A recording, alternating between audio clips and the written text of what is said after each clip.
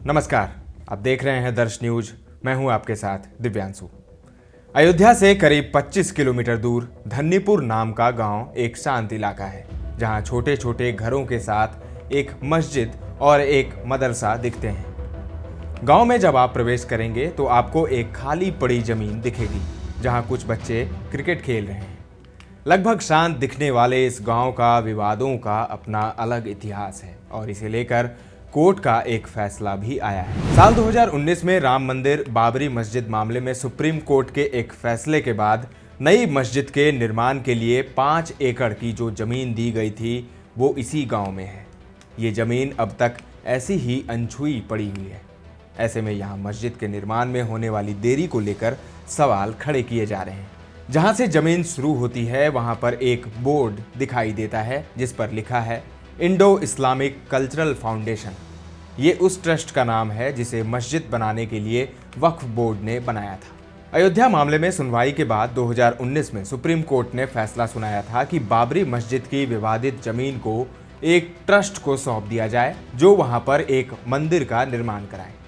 इसके साथ ही कोर्ट ने कहा कि उत्तर प्रदेश सेंट्रल सुन्नी वक्फ बोर्ड को मस्जिद के निर्माण के लिए 5 एकड़ की जमीन आवंटित की जाए। Indo Islamic cultural foundation trust बनाकर मस्जिद के निर्माण के लिए 5 एकड़ की जमीन आवंटित की जाए। Indo Islamic cultural foundation trust बनाकर मस्जिद के निर्माण के लिए उसे जिम्मेदारी दी गई। एक तरफ जहां राम मंदिर बनाने के लिए राम जन्मभूमि तीर्थ क्षेत्र फाउंडेशन का काम आगे बढ़ता रहा, वहीं धन्नीपुर में मस्जिद बनाने के लिए दी गई जमीन पर कोई काम शुरू नहीं हो सका। इस जमीन पर पहले से ही एक दरगाह बनी हुई है। बीते सालों में इसकी मरम्मत का काम किया गया है। इसकी दीवार पर एक पोस्टर लगाया गया है जिसमें इस जमीन पर भविष्य में बनने वाली मस्जिद की एक तस्वीर छपी है जिसका नाम मोहम्मद बिन अब्दुल्लाह मस्जिद होगा। मस्जिद के बारे में स्थानीय लोग बात करने से इनकार करते हैं। संवेदनशील मुद्दा होने या फिर आशंकित होने के कारण लोग इस मुद्दे पर बात करने से बचते दिखे। बाबरी मस्जिद जमीन विवाद मामले में पक्षकार रहे इकबाल अंसारी मस्जिद का काम आगे न बढ़ने को लेकर नाराज हैं। वो अयोध्या में उस जगह के नज़दीक रहते हैं जहां राम मंदिर बन रहा है। वो कहते हैं कि मस्जिद बनाने के लिए वक्फ बोर्ड को जमीन मिल चुकी है। ऐसे में अब तक काम ही शुरू नहीं हुआ है और इस पर कोई कदम नहीं उठाया जा रहा है। वो कहते हैं वक्फ बोर्ड ने जमीन पर कब्जा ले लिया है। अब ये उनकी जिम्मेदारी है कि मस्जिद का काम पूरा हो। जब तक मस्जिद अयोध्या में थी हम लोग उसकी देखरेख का काम करते थे, लेकिन अब सुप्रीम कोर्ट ने इस मामले में फैसला दे दिया है और पूरे देश के मुसलमानों ने इसका सम्मान भी किया है। इकबाल अंसारी मस्जिद बनाने में मुसलमान समुदाय की कम दिलचस्पी होने की बात करते हैं और कहते हैं कि देश भर के मुसलमान इसे लेकर सवाल नहीं कर रहे हैं। वो कहते हैं ना तो इसे लेकर कहीं कोई प्रदर्शन हुए हैं और ना ही तनाव हुआ है। वक्फ बोर्ड के पास ज़मीन है, अब ये उनके ऊपर है कि वो मस्जिद बनाएं। इस देश के मुसलमान उनसे कभी सवाल नहीं करते, भले ही वो मस्जिद बनाएं या ना बनाएं। वहीं इस्लामिक मामलों से जुड़ी ऑल इंडिया मिली काउंसिल के एक सदस्य खालिक अहमद खान शुरुआती वक्त से इस पूरे मामले पर नज़र बनाए हुए हैं। एक नई मस्जिद बनाने को लेकर इस्लाम में क्या क्या कहा गया है वो इस पर जानकारी देते हैं।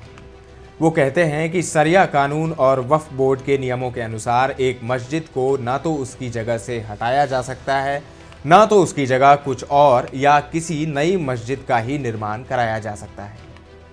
वो कहते हैं सवाल ये है कि मुसलमानों की इसमें क्या भूमिका है। कोर्ट ने अपने फैसले में कहा कि मुसलमानों को किसी और जगह पर मस्जिद के लिए ज़मीन देनी चाहिए। ये हमारे धर्म के 2 नियमों के खिलाफ था। पहले ये वक्फ बोर्ड के नियम का उल्लंघन था और दूसरा ये कुरान पर आधारित शरिया के नियम का उल्लंघन था, क्योंकि वक्फ के नियम के अनुसार मस्जिद और कब्रिस्तान जैसी वक्फ की संपत्तियों को ना तो बेचा जा सकता है, ना उन्हें गिरवी रखा जा सकता है और ना ही उपहार स्वरूप दिया जा सकता है। ना तो इसका इस्तेमाल बदला जा सकता है और ना ही इसे किसी दूसरी जगह पर बनाया जा सकता है। हालांकि वो कहते हैं कि वो नई मस्जिद के निर्माण के खिलाफ नहीं है। इंडो इस्लामिक कल्चरल फाउंडेशन के सचिव अतहर हुसैन मस्जिद बनाने का काम शुरू ना हो सकने के पीछे प्राथमिक कारण पैसों की कमी बताते हैं। वो कहते हैं कि ट्रस्ट इस जमीन पर निर्माण को लेकर व्यापक योजना बना रहा है। इस योजना के अनुसार यहाँ मस्जिद के अलावा एक फ्री अत्याधुनिक कैंसर अस्पताल, एक सामुदायिक कैंटीन और 1857 की स्वतंत्रता की पहली लड़ाई की यादों को संजोने के लिए एक म्यूजियम बनाया जाएगा। हुसैन कहते हैं कि जितनी उम्मीद थी उससे कम पैसा जमा हो पाया है, इसीलिए काम में देरी हो रही है। हालांकि वो ये भी कहते हैं कि काम में तेजी लाने के लिए वो पैसे जमा करने के लिए रणनीति बदल रहे हैं। वो कहते हैं इस दिशा में एक बड़ा काम हो गया है। मस्जिद बनाने के लिए जो समिति जिम्मेदार है उसने मस्जिद का पहले का डिजाइन बदलने का फैसला किया है। उम्मीद है कि इसमें एक सुपर स्पेशलिटी कैंसर अस्पताल और सामुदायिक किचन होगा। वो कहते हैं हमें उम्मीद है कि मस्जिद का जो नया डिज़ाइन बनाया जा रहा है उसके आधार पर प्रोजेक्ट जल्द शुरू होगा। बहुत जल्दी 2-3 महीनों के भीतर हम इसके लिए एक रोड मैप और टाइम शेड्यूल तैयार कर देंगे। मस्जिद को लेकर चिंताएं। धन्नीपुर में बनने वाली नई मस्जिद को लेकर कुछ हलकों में चिंता जताई जा रही थी कि क्या इसे बाबरी मस्जिद की जगह पर बनने वाली मस्जिद माना जाएगा। इन सवालों के जवाब में हुसैन स्पष्ट करते हैं कि नई मस्जिद एक रिप्लेसमेंट के तौर पर नहीं बनाई जाएगी। वो इस्लाम के न्याय शास्त्र फिक्र की अलग अलग व्याख्याओं को स्वीकार करते हैं और इस बात पर जोर देते हैं कि सुप्रीम कोर्ट ने बाबरी मस्जिद के विकल्प के तौर पर जो 5 एकड़ की जमीन देने की बात की है उसमें ऐसे कोई स्पष्ट निर्देश नहीं है। वो इस बात से भी इनकार करते हैं कि मुसलमानों में मस्जिद को लेकर कम दिलचस्पी है। वो कहते हैं कि शुरुआती वक्त में थोड़ा विरोध था, लेकिन अब धीरे धीरे लोग इसे स्वीकार कर रहे हैं और नई मस्जिद और उससे जुड़े दूसरे प्रोजेक्ट को लेकर उनमें उत्साह भी है। ताज़ा तरीन खबरों का सिलसिला लगातार जारी है। देखते रहें दर्श न्यूज।